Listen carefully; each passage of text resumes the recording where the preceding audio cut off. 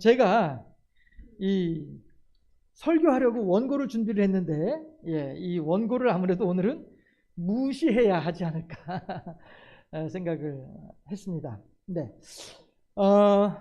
우선 설교하기 전에 저도 이제 여러분들을 처음에 만나서 이렇게 안녕하세요, 이제 반갑습니다 인사를 했잖아요 지금, 그렇죠? 우리 교회에서는, 다른 교회는 모르겠지만 우리 교회에서는 설교를 시작하기 전에 서로 옆에 있는 사람들하고 인사를 해요. 인사를 하는데 어떻게 인사를 하냐면은 축복하는 마음으로, 복을 빌어주는 마음으로 그렇게 인사를 해요. 어떻게 하냐면은 마음속으로 눈이 마주치는 사람들을 향해서, 아이고 당신이 좀 더 건강했으면 좋겠어요, 아이고 좀 더 평안했으면 좋겠어요, 좀 더 행복하게 지냈으면 좋겠어요, 이런 마음으로. 그렇죠? 대신에 우리들은 이제 예수 믿는 사람들이니까 하나님의 은혜로 좀 더 행복했으면 좋겠습니다, 하나님의 은혜로 조금 더 평안했으면 좋겠습니다, 하나님의 은혜로 조금 더 건강했으면 좋겠습니다. 이렇게 이제 인사를 하는 거예요. 인사말은 빛이 있으라 라고 하는 말이에요. 해서 어떻게 하냐면은 손을 이렇게 쫙 내밀어서 손에서 장풍 쏘듯이 손의 기운을 내보내는 거예요. 손에서 내 마음의 기운을 내보내는 거예요. 그래서 옆에 있는 사람들을 향해서 빛이 있으라, 이렇게 이빨도 한 8개 보여가면서 이렇게 이빨도 한 8개씩 이렇게 위아래 4개씩 보여가면서 이렇게 빛이 있으라 하는 거예요. 아셨죠? 연습 없이 곧바로 합니다. 옆에 있는 사람들을 향해서 누가 됐든지 간에 눈이 마주치는 사람한테 빛이 있으라. 아셨죠? 시작! 빛이 있으라. 아이고, 연세가 드셨어도 수줍으셔가지고. 그래요. 감사하고요. 젊은 사람이 하자는 대로 잘 따라해 주셔서 감사하고요. 오늘은요, 우리 예수 믿는 사람들이 아주 중요하게 여기는 명절 가운데 하나예요. 어르신들 가운데에도 명절 하게 되면은 정월 초하루, 8월 대보름, 그 다음에 섣달 금은 말고 동지 팥죽, 4월 한식, 뭐 이렇게 해가지고 말이죠. 여러분들도 아주 중요하게 생각하는 그런 명절이 있잖아요. 그렇죠? 여러분뿐 아니라 우리나라 사람들이면은 다 중요하게 생각하는 그런 명절들이 있죠. 그런데 예수 믿는 사람들은 거기에다가 명절을 2가지를 더 지켜요. 2가지 명절을 더 지키는데, 그 첫 번째가 뭐냐 하면 오늘 부활주일이고, 또 하나가 아까 뭐라고 말씀하셨던 것 같은데? 크리스마스! 맞습니다. 크리스마스. 아주 중요한 명절이에요. 해서 부활절하고 크리스마스하고는 우리가 아주 중요하게 생각하는 큰 명절이에요. 그 다음에 우리가 이제 또 신앙생활 하는 사람들이 또 하나 중요하게 여기는 명절 가운데 또 하나가 뭐냐면은 추수감사절. 이렇게 해서 우리 교회에서 이제 어른들한테 웬만하면 교회가 형편이 닿는 대로 어르신들한테 이 부활주일하고 추수감사절하고 성탄절하고는 이때에는 어른들한테 꼭 이제 인사를 했으면 좋겠다, 이런 마음을 가지고 있어요. 해서 변변치 않지만 우리 교회에서 형편되는 대로 이렇게 인사를 하고 있습니다. 왜냐하면 오늘은 우리 교회가 이렇게 중요하게 생각하는 날이에요, 함께 축하해 주시면 감사하겠어요 하는 그런 마음이 되는 것이죠. 그래서 이제 오늘도 이렇게 여러 어르신들께서 오셨는데, 혹시 어르신들 가운데 지금은 교회를 안 다닐지언정 전에 한번 교회 가본 적 있다, 손 한번 들어보시겠어요? 전에 교회 한번 가본 적 있다? 없으시구나. 제가 어르신들 가운데요, 딱 60년 만에 교회에 오신 분을 만나본 적이 있었거든요. 딱 60년 만에. 시집 오면서 시어머니 따라서 절에 다니느라고 교회를 못 다니셨다는 거예요. 친정에 있을 때는 교회를 다녔는데, 그랬다가 이제 뭐 이렇게 저렇게 생활하다 보니까 교회를 이제 전혀 잊어버리고, 이제 그 어마디 어만 시어머니마저도 이제 안 계시면서도 불구하고 교회를 올 생각을 못하고 그냥 여전히 절에 있었던 그런 분이 계셨었어요.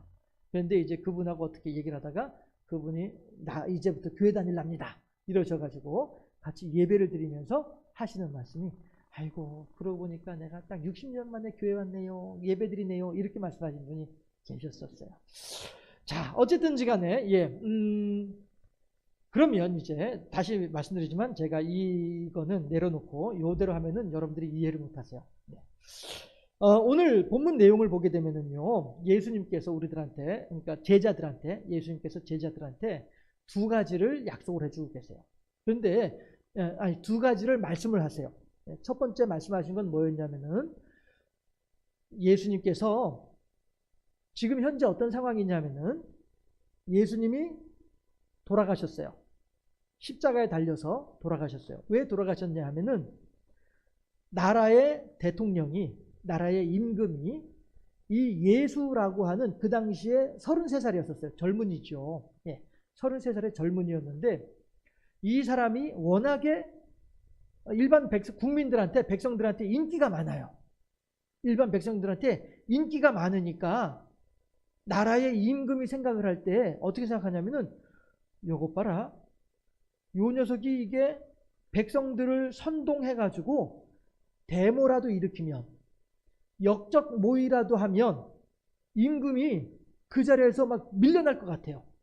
워낙에 이 나사렛 예수라고 하는 33살의 젊은이들을 따르는 사람들이 워낙에 많다 보니까 요거 봐라, 이거 가만히 내버려 두면은 내 자리가 위태위태하겠는데, 임금의 자리가 내가 임금 자리에서 쫓겨날 것 같은데, 막 이러는 거죠. 우리나라에서도 왜 얼마 전에 백성들이 막 들고 일어나니까 대통령이 대통령 자리에서 물러나고 말잖아요. 그렇죠? 이러니까 예수님한테도 그 당시 임금이 그러한 불안감을 느꼈던 거예요. 야, 이거 봐라, 이거 가만히 내버려 두면 이 녀석이 막 백성들을 막 선동질 해가지고 나를 쫓아내고 자기가 왕이 되려고 할 것 같아. 이런 염려가 드는 거죠. 그래서 이 나사렛 예수라고 하는 33살의 젊은이를 죽인 거예요. 사형을 시킨 거예요. 임금의 명령으로 사형을 시킨 거예요.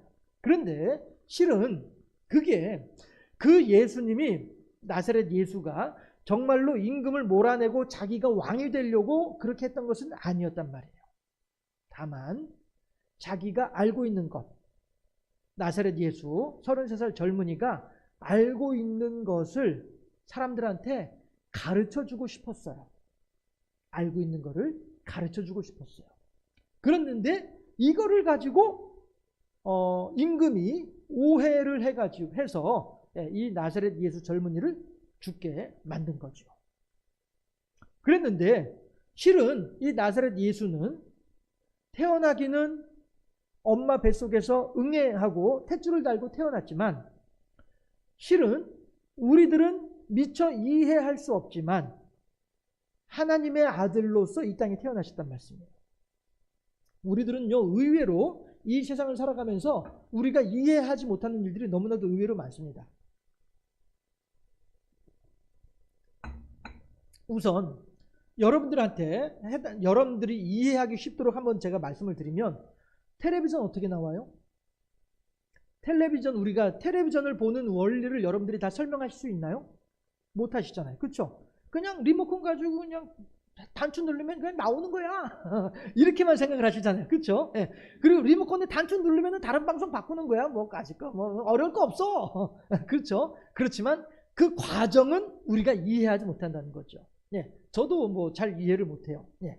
그러나 우리가 이해는 못하지만 어쨌든 눈에 보이니까 텔레비전 잘 나오네 이러고 마는 거죠. 아이고 재밌네 드라마. 아이고 저 어떻게 하면 좋아. 저 며느리가 말이야 저렇게 시어머니가 저렇게 못된 짓을 하고 있어. 어떻게 하면 좋아. 이러신단 말씀이에요. 예. 그 원리는 알지 못하지만 아무튼 재밌게 본단 말씀이죠. 예. 우리가 중간에 있는 내용들을 이해는 못하지만 아무튼 간에 보는 거예요. 이런 것처럼 예수님도 어떻게 하나님의 아들인데 사람으로 태어났는지 우리들은 이해는 못해요.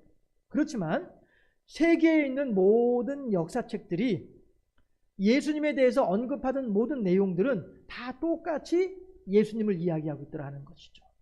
그러면은 그 말은 틀린 말이에요? 맞는 말이에요? 모든 사람들이 그렇게 말을 하면은 그것은 맞는 말이 되는 거죠.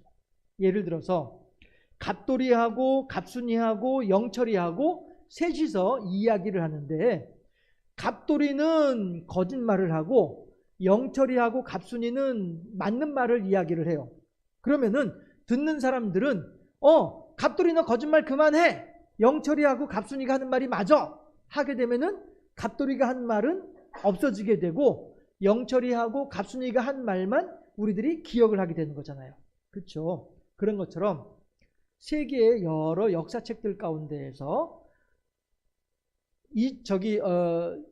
나사렛 예수라고 하는 젊은 사람이 살아온 이야기를 쓴 책들을 보면은 다 똑같은 말만 쓰고 있어요. 이걸 보면 예수라고 하는 사람이 어떻게 이 세상에 오게 됐는지는 모르지만 아무튼 이 세상에 살게 된 것은 분명하구나 하는 것을 알 수 있다는 거죠. 네. 해서 예수님이 하나님의 아들이신 것에 대해서 우리들은 이해는 할 수 없어요. 그렇지만 예수님이 이 땅에 와서 자기가 알고 있는 것들을 사람들한테 전해준 것은 분명해요. 그리고선 그것을 전해주다가 보니까 어떻게 해요? 자기가 죽고 만 거예요. 마치 신선 노름에 도끼자루 썩는 줄 모른다고 하는 말이 있듯이 이런 것처럼 이 나사렛 예수도 자기가 알고 있는 것을 사람들한테 이야기해 주는 것이 너무너무 즐거웠어요. 너무너무 즐거웠는데 그러다 보니 자기가 어느새 죽음에 이르게 되더라 하는 거예요. 그런데 말씀드렸다시피 예수님은 우리는 이해하지 못하겠으나 어쨌든 하나님의 아들이신 것은 분명해요. 그래서 예수님은 죽었다가 다시 살아나셨어요. 그래서 부활이라고 얘기를 하는 거예요. 다시 살아났다라고 하는 것이죠. 해서 이 부활하신 예수님이 이 부활했다라고 하는 이야기도 여러 역사책에서 예수님에 대해서 말하는 역사책들마다 다 부활했다라고 하는 사실을 써놓고 있어요. 그러니 우리들은 직접 예수를 보진 못했으나 여러 역사책들에 써 있는 내용들을 보면서 예수님이 죽었다가 살아났구나 한 사실을 알 수가 있게 되는 거죠. 그런데 그 살아난 예수님이 오늘 제자들에게 뭐라고 말씀하시냐면은 얘들아, 내가 너희들한테 살아있을 때에 이러한 것들을 가르쳐 주었었지? 맞죠? 내가 너희들한테 그런 거 가르쳐 주니까 너희들 기분이 어떻느냐? 너무너무 좋았어요. 따라 한번 해보실까요? 너무너무 좋았어요. 시작. 너무 잘하셨습니다. 우리 교인들은 이렇게 안 하세요. 너무너무 좋았어요. 그냥 따라해보세요. 너무너무 좋았어요. 이렇게 하고 말아요. 그래가지고 좀 감정을 치러서 해보세요. 그러면 그제서야 너무너무 좋았어요. 이렇게 하시죠. 여러분들은 뭐 그런 거 없이 그냥 곧바로 그냥 너무 잘하셨어요. 어쨌든지 간에 예수님께서 부활하신 예수님께서 제자들한테 얘들아, 내가 너희들한테 내가 알고 있는 거를 얘기해 주니까 너희들 기분이 어땠어? 라고 하니까 제자들이 뭐라고 했다고요? 시작. 그렇죠. 그러니까 예수님께서 하신 말씀이 거봐, 좋았지? 그러니까 너희들도 다른 사람들한테 이 이야기를 그대로 전해줘봐. 그러면은 너희들이 하는 말을 전해 들은 그 사람들의 마음은 어떨까? 시작. 그렇게 될 거란 말이죠. 그러니 예수님께서 오늘 성경에 있는 내용이 바로 그 내용을 얘기한 거거든요. 예수님께서 제자들한테 얘들아, 내가 너희들한테 내가 알고 있는 이야기를 해주니까 너희들 너무너무 좋았지? 그러니까 그 좋은 것을 너희들도 다른 사람들한테 알려주면 좋겠어. 그러면은 너희들의 말을 들은 그 사람들도 너희들처럼 무척 기쁘지 않겠어? 라고 예수님께서 지금 말씀하시는 거예요. 자, 그러면 예수님께서 제자들에게 가르쳐 주셨던 것이 무엇일까? 따라 하실까요? 하나님은 당신을 사랑하시되, 이거 뭐라고 하죠? 당신이 최고야. 왜요? 하나님께서 우리들한테 그렇게 말씀하신다니까요? 당신이 최고야. 야, 저쪽 교회 그 젊은 목사 노래도 잘하더라. 소문 좀 내주세요. 하나님이 우리들을 그렇게 사랑하신다는 거예요. 예수님이 당신 죽는 줄도 모르고 사람들한테 전해주고 싶었던 내용은 뭐냐 하면 하나님이 여러분들을 그렇게 사랑하십니다. 나는 이 사실을 알고 있는데 당신들은 그걸 모르고 있어요. 그래서 내가 죽을 거 뻔히 알면서도 여러분들한테 이 이야기를 해드리는 거예요. 라고 예수님께서 제자들한테 가르쳐 주었어요. 그리고 또 그 제자들도 예수님께서 말씀을 하시니까 오, 맞다. 우리가 예수님의 말씀을 들을 때에 우리들의 가슴이 뜨거워지더라. 이 말은 다시 말하면은요, 갑순이가 물레방앗간에 부엉이 소리 들릴 때 물레방앗간에 들어가면서 갑돌이 만나러 갈 때 가슴이 어떨까요? 두근두근하지. 두근두근 합하면 몇 근이에요? 합하면 4근 되는 거예요. 예. 두근두근 하니까 4근이지. 그쵸? 예. 갑순이가 갑돌이 만나러 물레방앗간에 들어갈 때 그 두근두근하는 마음처럼, 예. 성경에서 뭐라고 하냐면은, 우리가 예수님의 말씀을 들을 때에 우리들의 가슴이 뜨거워지지 않더냐라고 얘기를 해요. 가슴이 뜨거워지지 않더냐라고 하는 말은 다시 말하면은 두근두근하는 마음이란 말이죠. 예. 너무너무 기분 좋은 거죠. 너무너무 기쁜 거예요. 그래서 제자들도 마찬가지로 내가 그래 예수님으로부터 하나님이 나를 향하여서 나를 사랑하시는데 얼마만큼 사랑하시느냐면은 당신이 최고야 할 정도로 우리들을 사랑하신다고 하니 내가 이 말을 들으니까 너무너무 기분이 두근두근해. 제자들이요. 그래서 그래 그러면 나도 이제 이 말을 다른 사람들한테 알려줘야 되겠다라고 하는 거예요. 여기 젊은 목사가 뭐 세상에 할 짓이 없어가지고 목사 짓을 하겠어요. 그렇죠? 예. 뭐 세상에 할 짓이 없어가지고 목사 짓을 하겠어요. 네. 이 좋은 것을 여러분들한테 알려드리고 싶은 거죠. 그 제자들은요, 예수님의 제자들은 예수님처럼 자기 죽을 줄 모르고 예수님께서 하셨던 말씀들을 세상 사람들한테 알려주었어요. 그렇게 하면서 실제로 예수 믿는다고 하는 것 때문에, 이유 때문에 죽은 사람들이 많아요. 그런데 분명히 알거든요. 내가 지금 예수님의 이야기를 사람들한테 해주다 보면 내가 죽을 것이야 라고 하는 사실을 뻔히 알아요. 알면서도 하는 거예요. 왜 그래요? 뭐라고 표현을 하죠?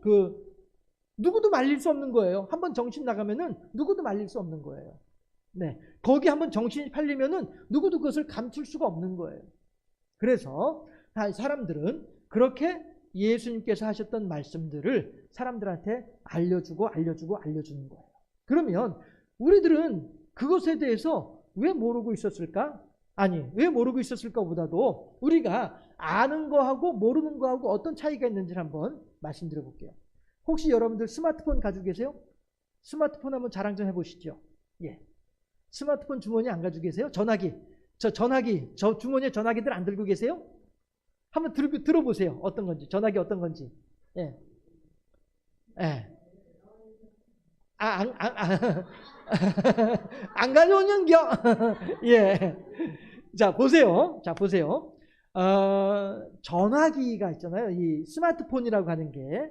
예, 그냥 들고만 다니면서 띠릭띠릭 소리 나면은 여보시오 이렇게 하면서 그래 잘했다 그래 허허허 잘했어 그래 끊어 이렇게 하는 거 요렇게만 쓰는 것도 편리하죠. 사실 어른들 이 전화기 안 들고 다니시면 자손들이 걱정해요. 저만 하더라도 저희 우대 어른들 전화해가지고선 안 받으시면은 한 5분 있다 다시 하고 한 5분 있다 또 다시 해요. 그렇다고 뭐 전화 자주 하는 건 아니지만 어쩌다 한번 하다 보면은 안 받는 경우가 있어요. 이러면은 이제 막 난리가 나는 거예요. 막 동생들한테 막 아는 사람들한테 막 전화해가지고 야 어머니 어디 계셔? 왜 전화 안 받아? 막 이렇게 되는 거란 말이죠. 요즘에는 다들 이제 핸드폰들을 가지고 계시기 때문에 전화 안 받으면은 도리어 걱정스러운 거예요. 왜 전화를 안 받으시? 혹시 어디 뭐 이렇게 전화 받지 못할 만큼 어떤 위급한 상황이 된 건가? 이렇게 걱정되는 거란 말이죠. 한 번은 저희 장인어른이 전화를 안 받으셔가지고 또 이제 막 했었어요. 했는데 알고 보니까 초원에 작은 댁에 가셔가지고 그런데 전화기를 두고 가신 거야. 아유, 그래가지고 처남하고 연락이 돼가지고 이제 그렇구나 이제 알게 된 적도 있었죠. 전화기 잘 들고 다니세요. 전화기 안 들고 다니시면은 자손들이 걱정해요. 잘 들고 다니셔야 돼요. 그런데 젊은 사람들은 이 전화기를 스마트폰을 전화기로만 쓰는 것이 아니라 은행 보는 일로도 써요. 그리고 자기 일 볼 때에도 그거 가지고 다 해요. 예.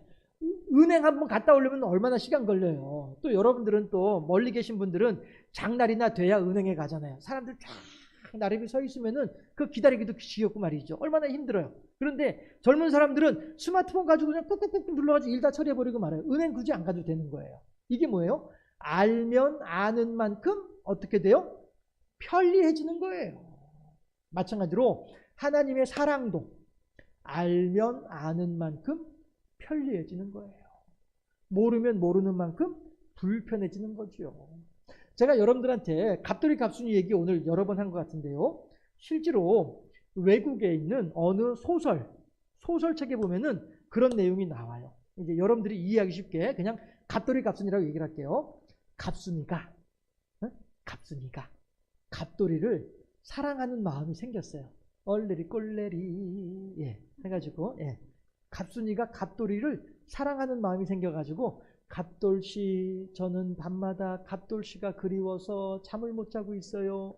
우리 이번 달 30일 날 어디에서 만났으면 좋겠어요. 물레방앗간에서. 이렇게 해서 편지를 딱 보냈어요. 그랬는데 부끄러워가지고 실제로 갑돌씨 나 갑순인데요. 편지 가지고 왔어요. 이렇게 전해주질 못하는 거야. 부끄러워가지고. 이렇게 전해주질 못하고 서양 사람들은 왜 이제 그 문 열면 곧바로 침대잖아요. 서양 사람들은 문 열면 곧바로 이제 침대방이잖아요. 그렇죠? 그러니까 그 문 밑에서 이렇게 편지를 이렇게 밀어 넣어놨어요. 문짝 밑으로 밀어 넣어놨는데 뭐라고 하셨어요? 잘 못 알아들었는데요. 아무튼 시간에 해서 이렇게 문 밑으로 편지를 써가지고 이렇게 밀어 넣어놨는데 갑돌이가 30일 날 금음날 저녁에 물방앗간 나왔게 안 나왔게요? 안 나왔어요.